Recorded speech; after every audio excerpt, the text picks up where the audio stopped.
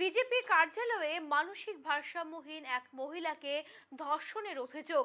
ন্যাক্কারজনক এই ঘটনায় ব্যাপক উত্তেজনা ছড়ালো জলপাইগুড়ির খড়িয়া পঞ্চায়েতের বিবেকানন্দ পল্লী এলাকায়। অভিযুক্তকে ইতিমধ্যে গ্রেফতার করেছে কোতোয়ালি থানার পুলিশ।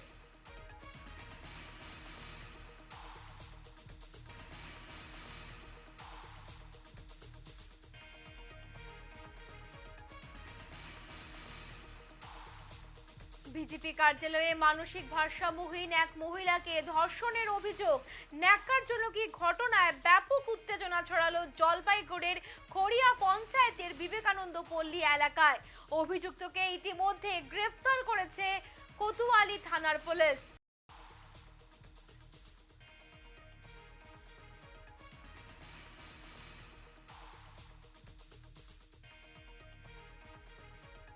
আমি যখন জানতে পারলাম যে আমরা ওই ঘটনা শুনে আমরা যাওয়ার পরে দেখি পাগলিতে শুয়ে আছে, বসে আছে, কান্নাকাটি করতেছে, বসে আমাকে ও এই ধরনের কাজ করছে।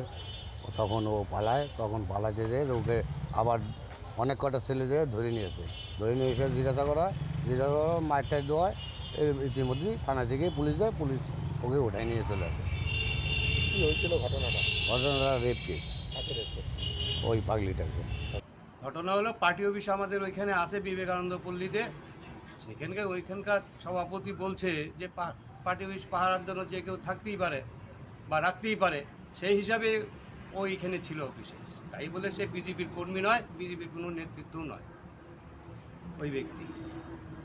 যদি ঘটে দেখে এটা একটা দুঃখজনক এবং লজ্জাজনক ঘটনা। এই ঘটনার আমরা কিন্তু বিজেপির তরফ থেকে আমরা কেউ সমর্থন করি না।